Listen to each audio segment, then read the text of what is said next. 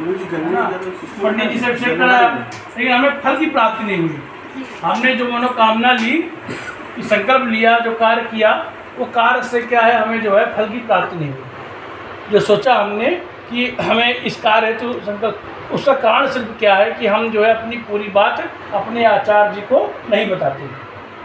यदि हम आचार्य जी को बता दें कि आचार्य जी हम रुद्राभिषेक करा रहे हैं और इसलिए करा रहे हैं, पुत्र प्राप्ति के लिए करा रहे हैं, धन की प्राप्ति के लिए करा रहे हैं, यश की प्राप्ति के लिए करा रहे हैं, परिवार की बढ़ोतरी के लिए करा रहे हैं कि वंश विस्तार हो, है ना, शत्रु के नाश के लिए करा रहे हैं, वो हमें इसलिए करा रहे हैं।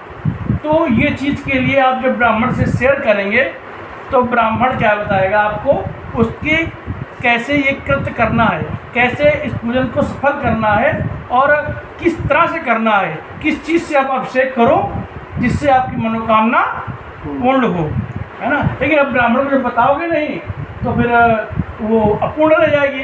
अपूर्ण रह जाएगी तो आप कहोगे पंडित जी हमने तो अभिषेक कराया था, हमें फल ही नहीं मिला। इसलिए सबसे बड़ी बात है कि जिस कार्य हेतु आप कोई कार्य करें, जिस कार्य को अभिषेक कराएं, वो ब्राह्मण को शेयर करें कि ब्राह्मण देवता हमें जो है इस कार्य की पूर्ति के लिए हमें रुद्राभिषेक कराना है और वो कैसे पूर्ण होगा, किस चीज़ से अभिषेक कराएं। तब ब्राह्मण देवता आपको बताएंगे कि इस चीज़ से आप अभिषेक कराओ। जैसे कि आप जल से अभिषेक कराते हैं, जल के अभिषेक से जो है सुख शांति वैभव की प्राप्ति होती है। और जैसे आप दूध से अभिषेक कराते हैं तो गाय के दूध से अभिषेक कराने से पुत्र पौत्र की प्राप्ति होती है। पुत्र की प्राप्ति के लिए जो है गाय के दूध से अभिषेक लोग कराते हैं, है ना। उसका वैसे ही आचार्य जी आपके संकल्प बोलेंगे। ऐसे नहीं है कि जो है जल दूध चढ़ा दिया और हमें ये पुत्र की प्राप्ति हो जाएगी। संकल्प वैसे ही बोला जाएगा। संकल्प क्या होता है, चिट्ठी गोत्र नाम से बोला जाता है। ठीक उसी प्रकार से दही से अभिषेक कराने से जो है आपको वाहन सुख मिलता है ना। दही से अभिषेक कराते हैं तो वाहन सुख मिलता है, पशु इत्यादि जो है इनका सुख मिलता है। और शहद से अभिषेक करने से भगवान का जो है धन धान्य की प्राप्ति होती है।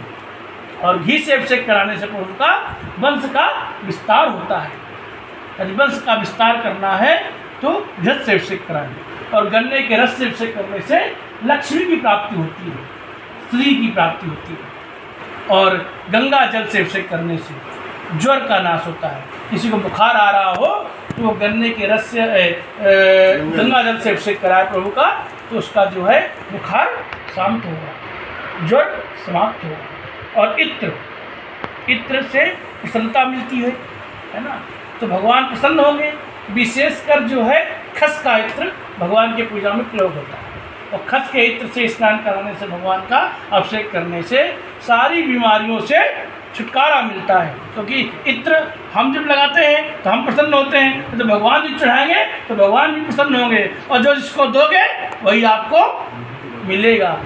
तो आप भगवान को जब प्रसन्नता आप दोगे तो आपको भी प्रसन्नता ही मिलेगी।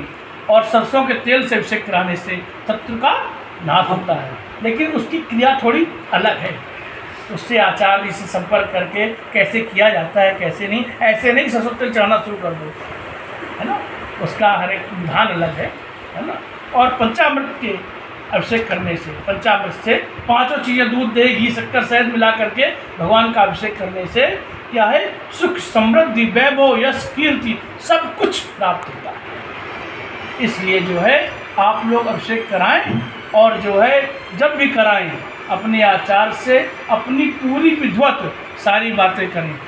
तब आचार्य जी आपको बताएंगे कि इस चीज़ से आप अभिषेक करो जिससे आपको ये आपकी मनोकामना पूर्ण हो, है ना। ऐसे अभिषेक कराने से लोग भटक जाते हैं और फिर कहते हैं हमें हमारी मनोकामना पूर्ण नहीं हुई पंडित जी, बाबा सुनते नहीं हैं।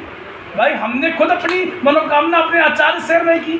कहते नहीं है कि जो है ब्राह्मण और गुरु से कभी कपट नहीं करना चाहिए, है ना। और कभी जो है वैद्य से कपट नहीं करना चाहिए। वैद्य को पूरा रोग बताना चाहिए। और सचिव वैद्य गुरु तीन जो प्रिय बोले भयास, राज धर्म कर तीन कर होई बेगी ही नाश। इसलिए सचिव वैद्य गुरु से जो है कभी कपट, कभी जो है कुछ वैसा नहीं करना चाहिए, ताकि जो है वो हमेशा आपके लिए अच्छा ही सोचेंगे। बोलो हर हर हर महादेव।